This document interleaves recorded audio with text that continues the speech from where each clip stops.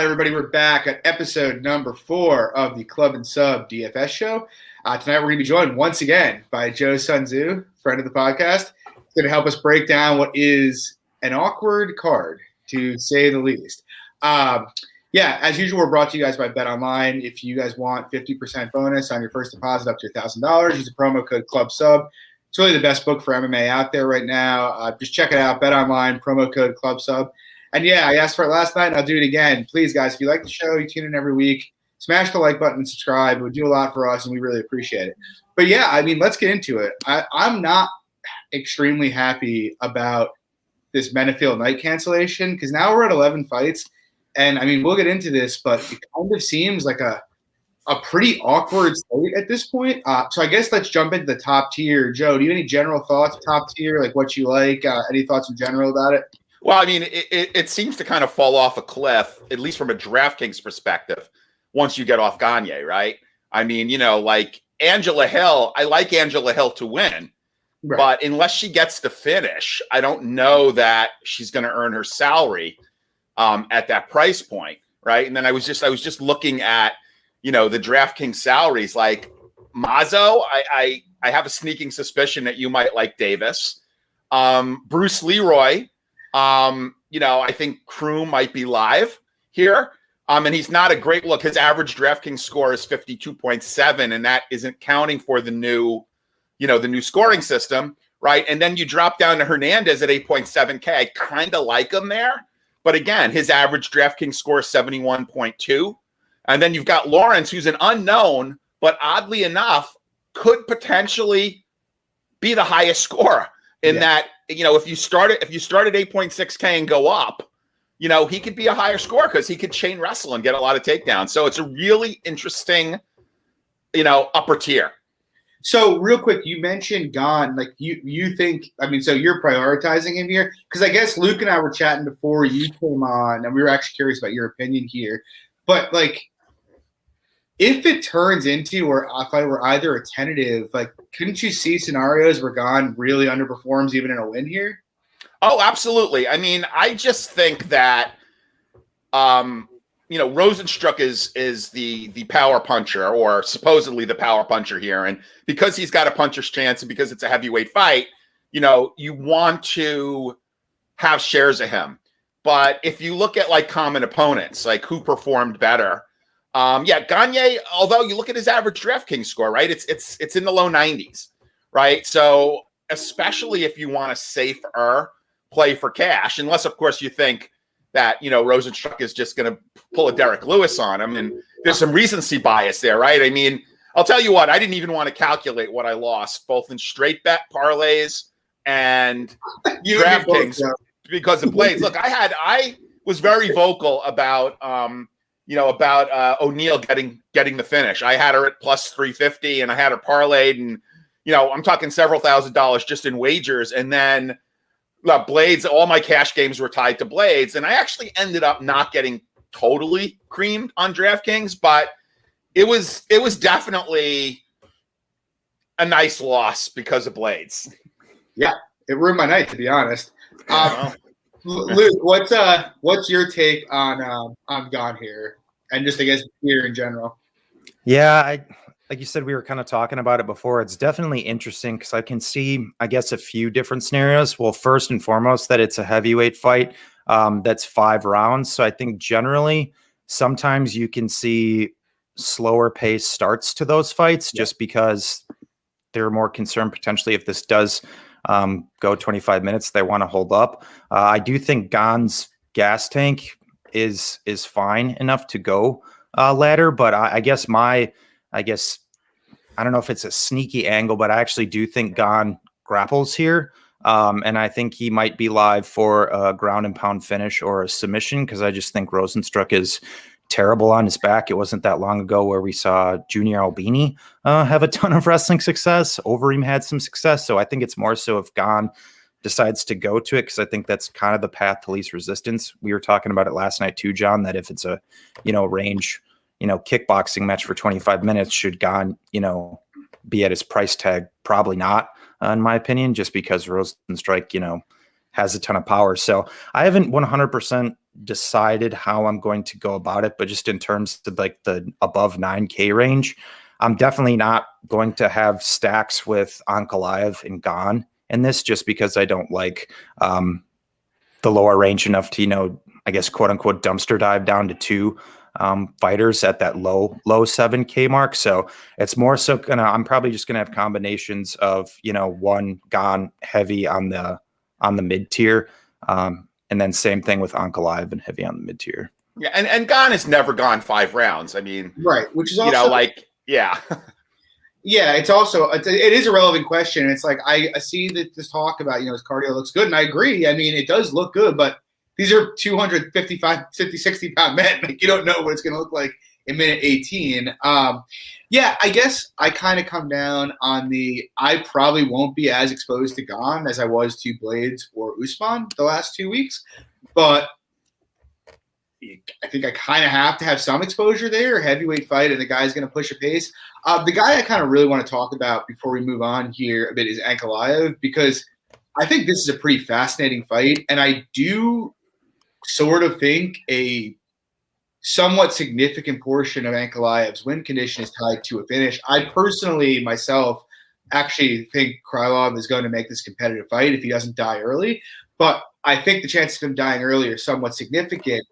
But Ankalaev's sitting at 9-3, and I'm like, I don't know. I don't know how much. I think his upside is that, 120 area and maybe even a quick finish.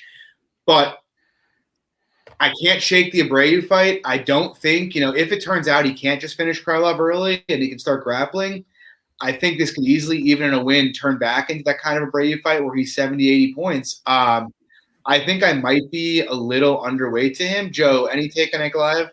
Well, first of all, let's just take a step back and look at Krylov, right? Yeah. The guy is the same age as Ankalaev, yet he's had 34 fights. Right. Oh, and by the way, I kind of lost a bit of respect for Krylov when he changed his nickname from Al Capone to the Miner.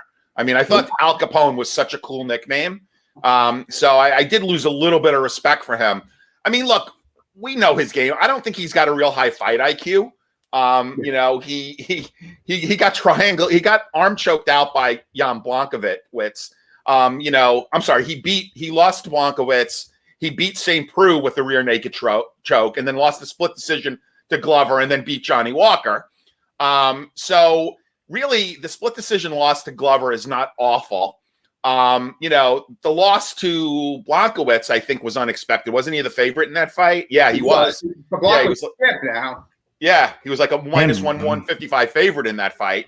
And then you've got Ankalaev, who will always be known for, wherever this guy goes with his career, he'll be known for the guy that tapped out with 1 second left on the clock, which is his only loss to Paul the Bear Jew Craig. But, he's a great technical fighter. We know that. Is he going to score is the key. And I think he can be live for a finish here because of the fight IQ of Krylov. And again, I know you're saying you're not going to do it, John, but I think there are going to be a lot of people that are going to look for value, in the 7K range so they can get both Ankalaev and Gane in their lineups.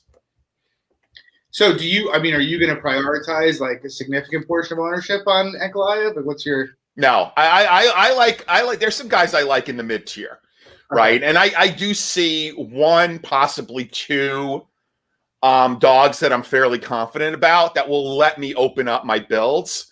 But again, you called it, right? We're down to 11 fights. Right. That's one thing that we can almost be sure of is that we're going to lose one more fight, right? At least, like either because of either weigh-ins. I mean, it's getting so bad that I don't even want to start making lineups until like midday on Saturday. Well, the weigh-in stuff's a disaster. Like having 4 people miss. It's one thing when people are popping for COVID. When you have 4 people miss weight on the show, that's rough. I always am holding my breath on Saturdays now. Like, I don't understand why. Like, did they do another COVID test on Saturday? Is that why? Because I would think that you would know by Friday if you're going to lose.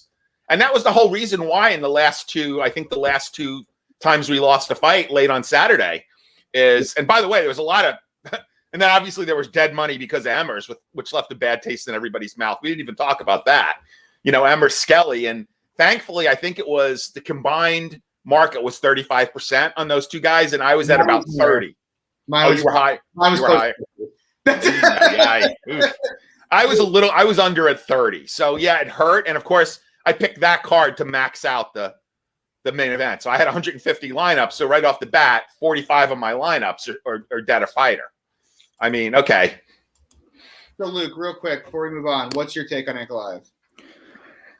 Yeah, I guess I'm kind of with you too, that I think in terms of exceeding value, that I think it's probably largely predicated on an early finish, because I do give some credence to Krylov in this matchup, just because he's pretty content to go forward and exchange in the grappling. And so that kind of just comes to the conversation of where you fall on Ankalaev's grappling versus Krylov's.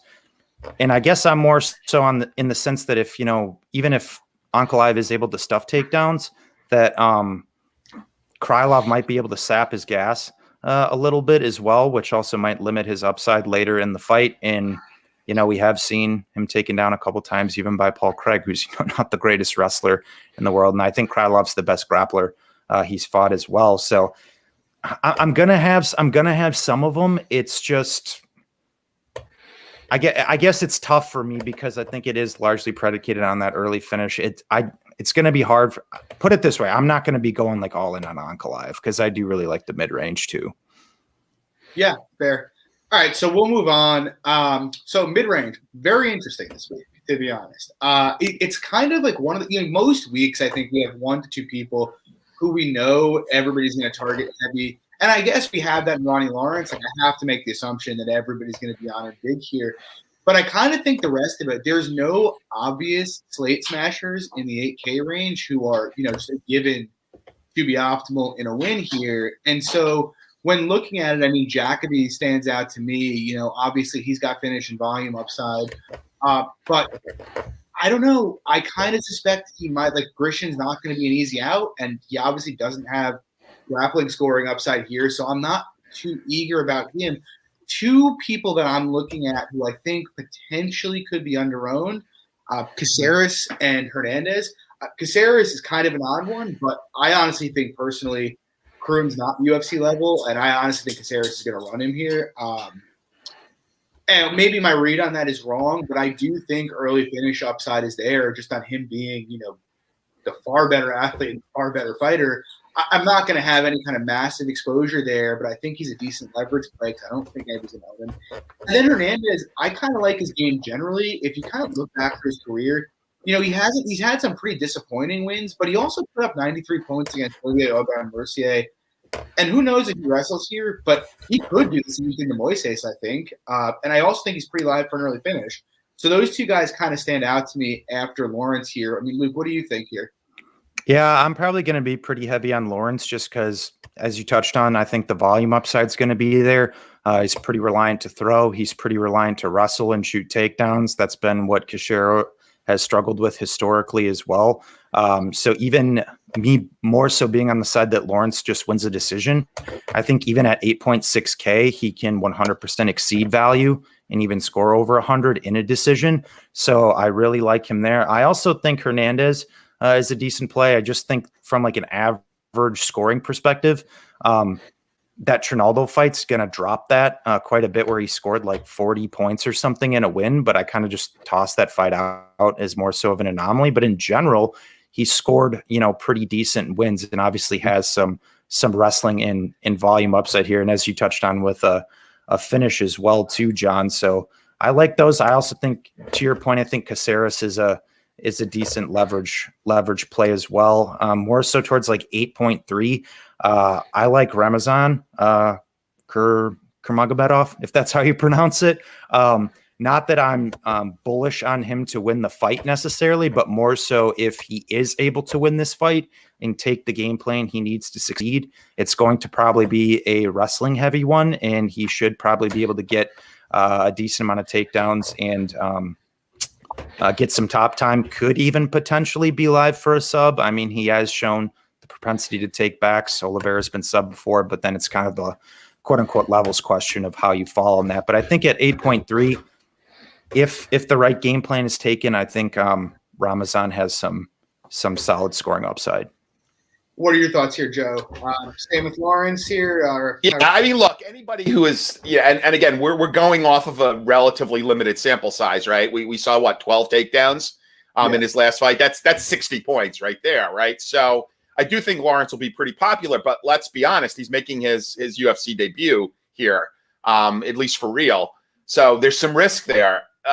What I find interesting is, well, one, I don't know if Hernandez should play that much on the ground with Moises. I mean, yes, he grapple fucked Aubin Mercier, which is how he got those rinse and repeat points, right? And he, control time. I think he controlled him for most of the fight.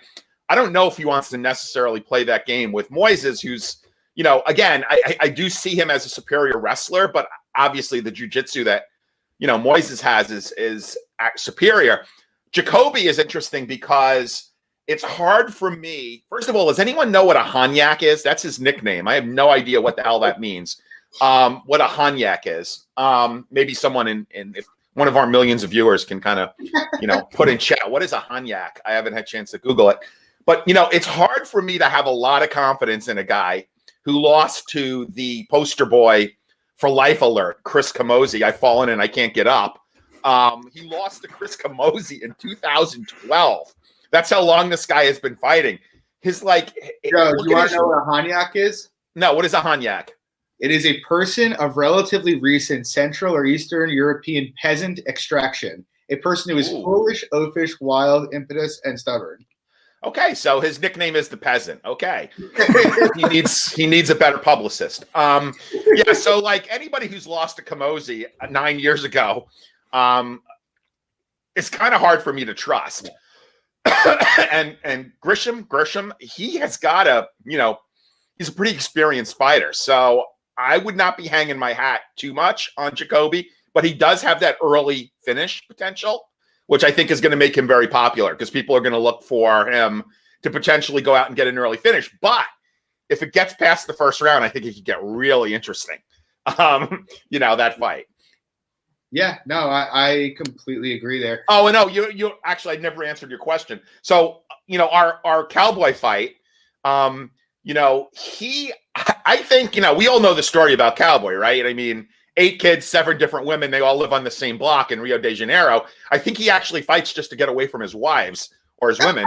I think that's probably why. But I mean, honestly, at this stage in his career, I think he only has a round of fight in him at any given time. And if he doesn't get it done, and also now let's remember he is moving up. This fight is at middleweight, right? At 185. He's traditionally fought at 170, where he's had an athletic advantage over a lot of fighters. Not a skill advantage per se, but very athletic, very long. He's not going to have that advantage at 185.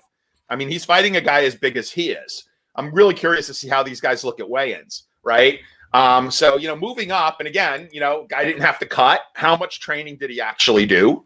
I think Cowboy Oliveira in Las Vegas is kind of a tricky proposition because he could be looking at child number 8 at some point. One of them's pregnant now. Oh God, Jesus. This guy should be, as a source of alternative revenue, he should actually be a poster boy for some doctor that does vasectomies because, I mean, that's really what this guy has got to watch out about. So my lean is actually towards the Russian here. I mean, I think he's more technical. I think if the fight gets outside of the first round, you're going to see a Cowboy who I believe smokes, by the way, huffing and puffing, into the second round. So I will lean the Russian. Not that I have a great deal of conviction in the pick, but I will take the Russian. Yeah, he's basically a much less athletic and much less rich Antonio Cromartie, Cowboy Oliveira. Yeah. So let's dive into the lower range here. This one's interesting to me. I think for me, when looking at it, a couple of them, I mean, not a ton stands out. Like, there's obviously a couple shots you're going to take here. But for me, especially just because of kind of the way I view how these fights are going to go, I'll just kind of throw out there what stands out. I think the obvious one to me is De La Rosa. I think she's going to win that fight. I bet her in that fight. And I kind of think, if she's going to win that fight, much of it's predicated on having extended grappling success, which at 78K, I think she should pay that off in a win, or it'll at least be close. Plus, I think a lot of these guys are going to lose. And so, I'm more confident in her than anybody else in this range to win her fight. Other than that, Joe, I know you're going to disagree with me here. I like Grandma Davis here quite a bit. Again, 73K. She's going to go forward. She's going to throw. It's going to be pretty high output. She doesn't need to do that much. Like, you look at her last 3 fights, 52-50 in her last 2 in losses, 35 in her last, or her third loss before that against Chuk. But either way, she hits 80 here. That should cover it. And her last win was 82 points. So, I kind of like her here. I think she's being pretty badly undervalued. And then the other one that really sticks out to me is Krylov. I should say it's the only one who sticks out to me, but Krylov, I think, is being woefully undervalued here. And as I mentioned, I kind of think if he doesn't get put out, he's got massive upside here, both on minutes. And look, he's got finishing upside as well. You look at Krylov's wins, 105 and 97 his last 2. That would obviously be more than enough. Also, has got scores of 108, 117, 105, 106, 128. Obviously, he's a big dog. I'm not going to be like 60% or anything, but I'll be pretty heavily exposed to him. Joe, what are your thoughts on this range? By the way, I don't necessarily disagree with you about Davis. I just wanted to make sure that you were thinking with the right part of your body, and you didn't pick Davis because you had a penchant for MILF. I mean, I just wanted to make sure that you were actually analyzing this fight on its merits. I don't necessarily disagree. Look, I think if she uses her experience, she can certainly pull this out. And by the way, if you guys want to play Hill by decision, Montana De La Rosa, and Alexis Davis in a 3-fighter parlay, that's going to pay plus 800. So if that's something you want to play around with, say to win a K, right? You put up one and a quarter, a little bit less than 1 1/4, and you're going to get that. You could get a nice 8-to-1 parlay if that's the way you want to go. I think De La Rosa is going to be extremely popular. I think she's a relatively she's a relatively safe play in cash. I don't see her getting finished. Unless Bueno Silva just clocks her with something. I don't necessarily. I think it would be in her best interest to grapple, right? So try to grapple and see what you can do there. I don't have a lot of love for Yoder. I was all in on Yoder against that Miranda Granger fight, and while that fight played out pretty much like I thought it would, it took her way too long to get to where she needed to go against Miranda Granger. I just don't see her having that level of success against Angela Hill, even though the pundits are going to say, well, she took her down 3 times the last time they fought. Okay, this is a different Angela Hill. I mean, ever since Angela Hill got choked out by Rose Namajunas, which actually won me a DraftKings contest, which got me to Florida to hang out with Frank Murr, which was really cool. Ever since, actually, no, that was Paige Van Zandt, sorry. But anyway, ever since, she got choked out by Rose Namajunas in a standing guillotine, Angela Hill has gotten better, and she won the Invicta title. She came back. I mean, she went the distance with Andrade. I mean, that was pretty impressive in its own right. She maybe won that fight against Waterson. I think some people thought she might have won that fight. Both of those girls, that was the stack of the century right there with all the significant strikes that Fight Metrics awarded those guys. But yeah, I think Angela Hill could honestly finish Yoder because I think she's going to have a strength advantage.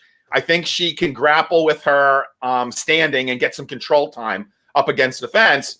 So I don't have a lot of love for Yoder. I mean, maybe take a small. I think Nikita is a better GPP play than Yoder is at a better price.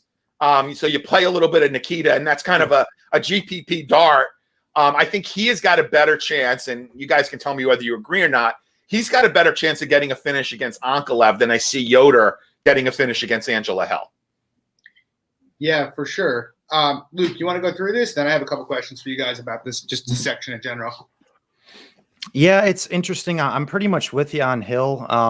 I may still bet Hill by decision, but I guess if not to play contrarian, assuming Yoder wins this fight, to me, it's predicated on 3 to 4 plus minutes of control time in 2 rounds, but she's only done that one time, and that's been against Miranda Granger.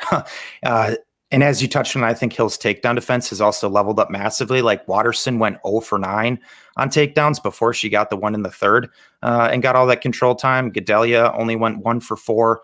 Both of those girls are better wrestlers than Yoder. But hypothetically, if we're just looking at angles in a win, she's going to get multiple takedowns and a lot of control time. So if you are more so bullish, I guess, on that side, I see that angle. Personally, that's just not how I perceive the fight. So yeah, I would personally prefer Krylov because I do think he has potential submission upside here at 6.9. Yeah, agreed. So let's jump into Kevin Kroom here for a second, because I kind of think, from what I've seen, it seems like a lot of people really like Kroom. And look, it's not hard to understand why. His career has been a lot of submissions. He's very, very aggro and aggressive. And I'm not saying I would full fade Kroom. I'm going to have some exposure, but it's going to be pretty light, to be honest with you. Like I said, I personally, just the way I view this fight, I think Caceres is going to outclass him. We kind of saw it in the Chase Hooper fight. It's not like Caceres can be finished by, reasonable grapplers. I don't think Kroom is really a UFC level grappler. And so it's like, I'm going to have probably 15 to 20% just on the off chance he can hit that win condition. I just don't think it's very likely he does. Joe, what's your take on Kroom? Like, how do you feel about that? Yeah, I think it's a fade, just a fade on Caceres more than an endorsement of Kroom. It's interesting if you look at, Kroom's, fight line, right? He's got a win over, Derek Minner, who looked pretty good. That's kind of an understatement. Who looked really good in his last fight, actually his first camp with James Kraus, Glory Hole MMA. Did I say that? I meant Glory MMA. Yeah, so he looked really good there. But he has sort of underwhelmed. He got a split decision win in Bellator against a fighter who I can't even pronounce. Charles Bennett, he got a rear naked choke there. So people are saying, okay, this guy can grapple. This guy's got offensive grappling. He's got 3 of his last, let's see, 3, 1, 2. Okay, so 2 of his last 4 wins have come by submission, right? And he also lost one by submission.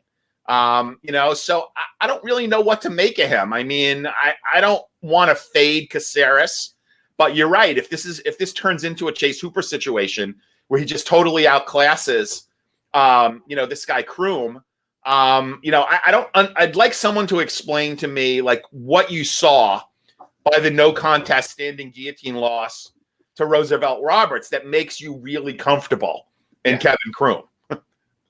Yeah, no, I agree. Luke, how about you? What do you think on Kroom? Yeah, I think it's the best way I classify it, is you have the regional scene journeyman versus the UFC journeyman. But in that, I do think it's a levels kind of fight too. But from a DraftKings perspective, assuming Kroom is able to have success and win this fight, I do think it's going to via just output and grappling and control. So I definitely understand the angle people are taking there. And just with the lower tier being a little weak in terms of upside just in general, but because I don't like him to win the fight at a very high clip, it's kind of hard to advertise. I think just from a leverage play going back up to the top 8K, I think Caceres could be a sneaky leverage play up there that might be pretty low owned, because I'm assuming a lot of people are going to be on Kroom. I'll personally be light to him. Yeah, and then I guess let's hit on let's talk about Rozenstruik for a second, because I personally, I think you maybe have to roster him a bit, but I do think he has a chance for a knockout here, potentially at any point in the fight. The problem is the volume coming back from him is probably going to be low enough that unless that knockout comes inside 10 minutes, he's not going to hit optimal in a win. I'll probably be fairly low on him. Luke, what about you? Any take on Rozenstruik? Yeah, just it's heavyweight MMA. Saw it last week with Derek Lewis and Blades. I guess it depends on how much you're rostering Gane, I guess, but I'm just gonna have some of them, despite I think he loses the fight at a decent clip, and me more so being on the side that I think Gane not necessarily comes with the wrestling grappling heavy approach, but I think he does mix it in his live for finish there. So I won't have a ton of Rozenstruik, but I'm going to have some of them as well, just a little side consideration for the fight metric dudes.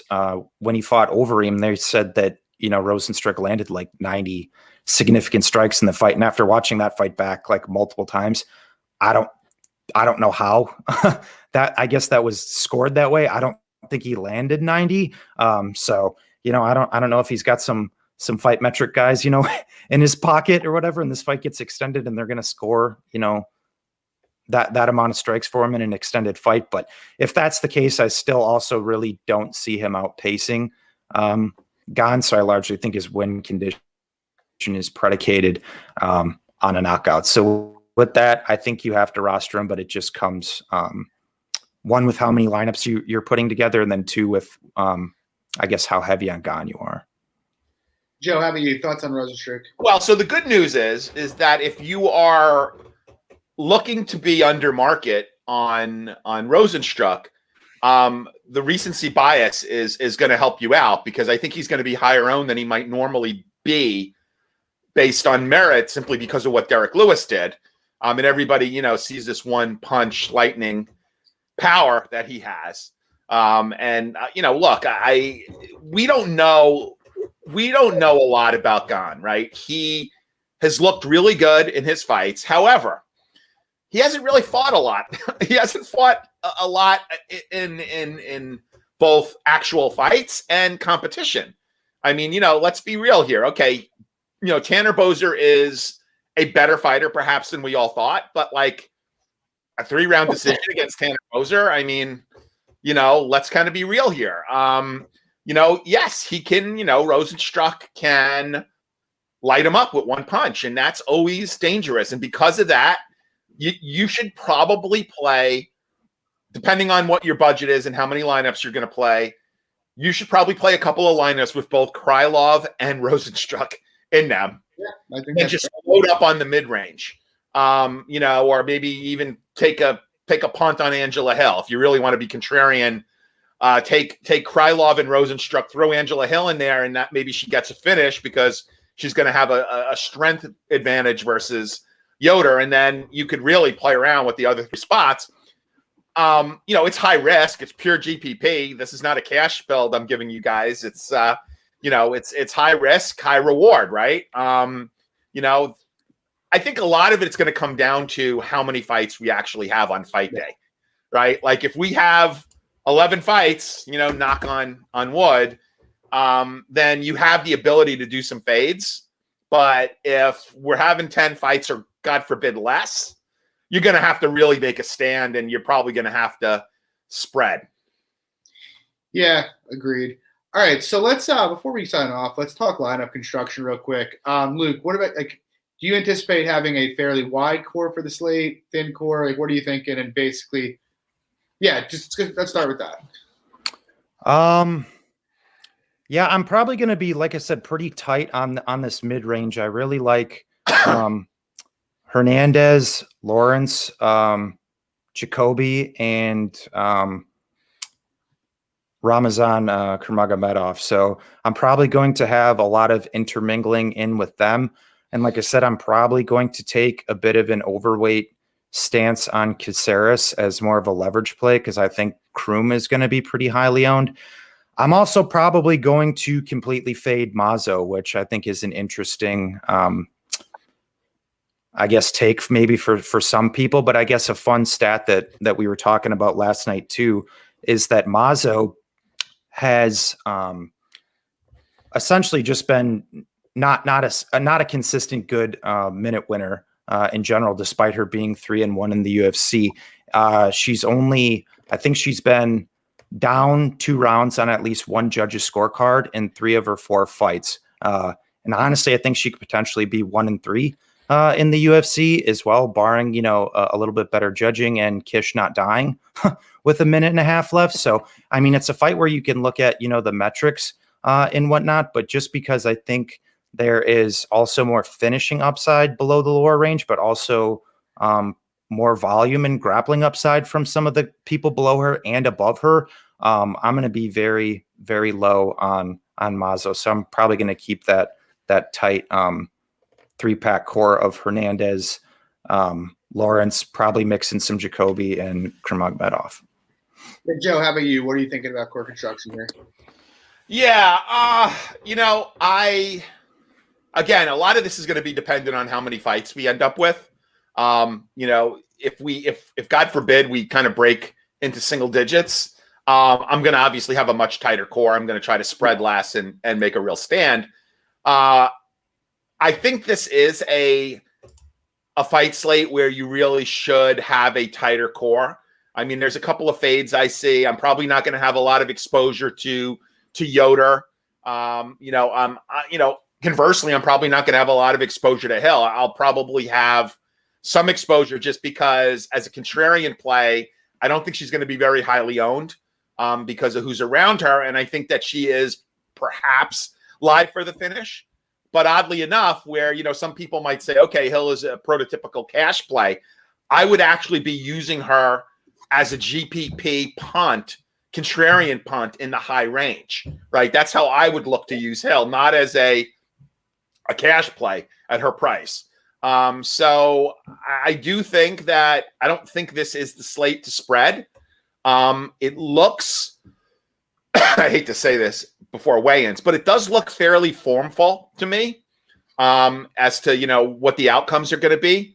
I could be completely off base here. We do have 3 female fights and a couple of heavyweight fights, which are always high risk, but I feel pretty good about playing a really tight core. And then based on how many lineups I have, just spreading off of the core. Yeah, I'm with you. I'm pretty much like, I have 3 or 4 fighters that I'm going to play pretty heavy and then maybe a little spread off of that. Like I said earlier, I'm going to be underexposed. I'm going to have be underweight to Ankalaev, overweight to Krylov. I almost will probably be overweight to Gane just kind of by default here. And then, it's like I kind of agree. I think you said formful is a good way to put it. I think a lot of the outcomes not are obvious. I'm sure we'll be surprised by you, but I think the fights where fantasy potential is fairly high are somewhat obvious. And so, I'm just going to plant my flag on a few of those. So real quick, let's go through. Give me 2 fighters in each, 2 favorite fighters in each range. Joe, I'll start with you. I'm sorry, in each salary range, or 9, 8, and 7.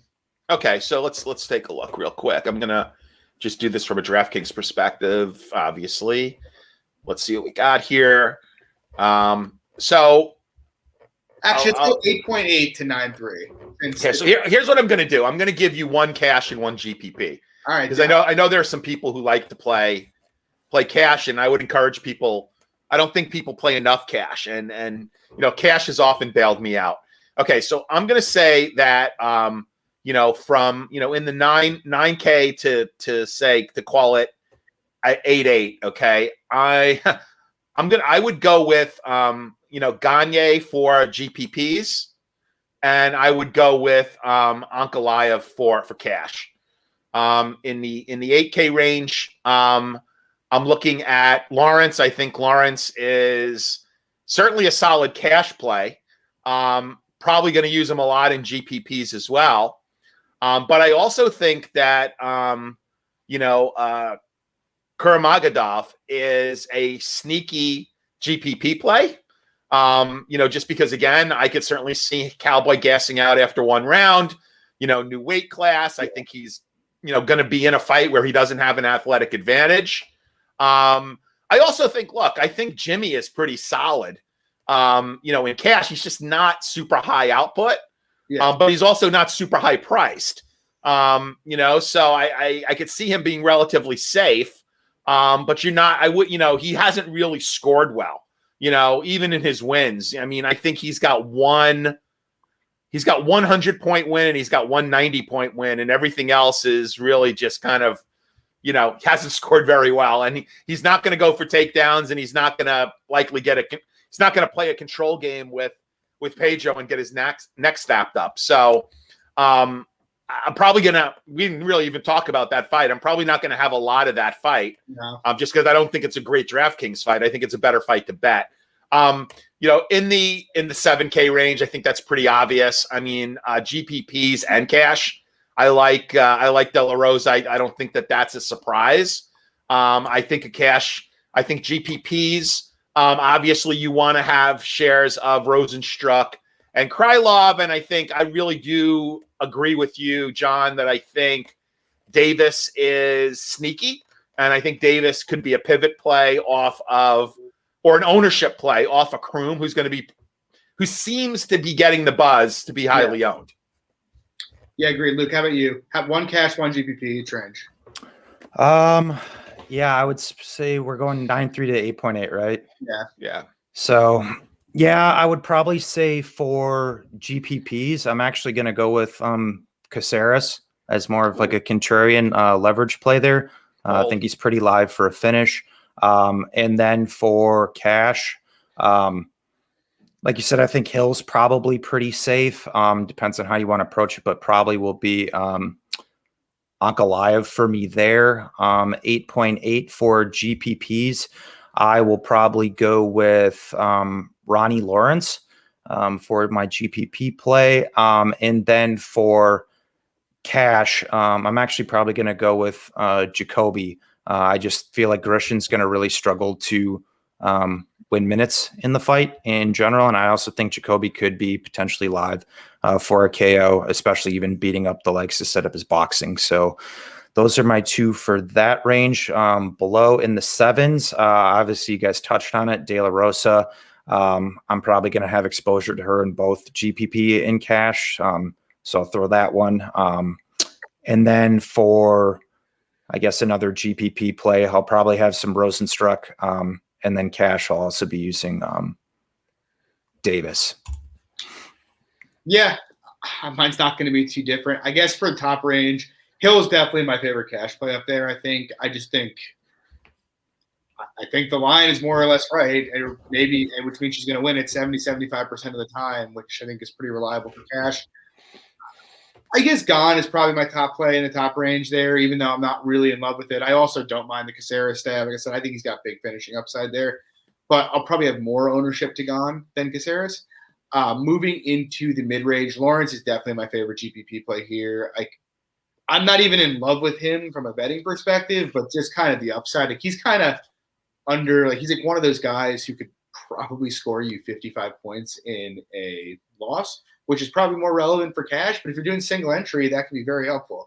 And then, I guess my favorite cash play there is probably Alex Hernandez. I think he's the safest bet to win in that range, to be honest. I actually did bet him. I think he's going to have Moises covered everywhere, to be honest.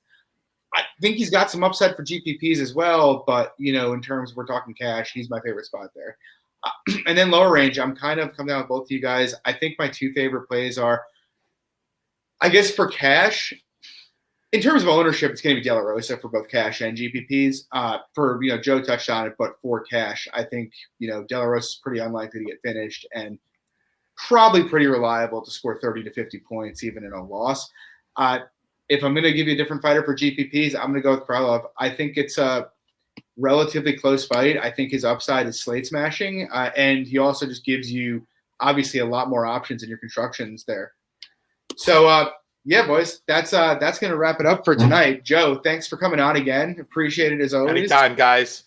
Me and you're going to have to get together for one of these fights out soon. I'm getting my second vaccine tomorrow, so good for you. Yeah, I was waiting for the J&J to get approved, the one shot. So I'm on the list for the Pfizer, but I was hoping that the J&J would get fast tracked, and it looks like that's happening. So we'll see.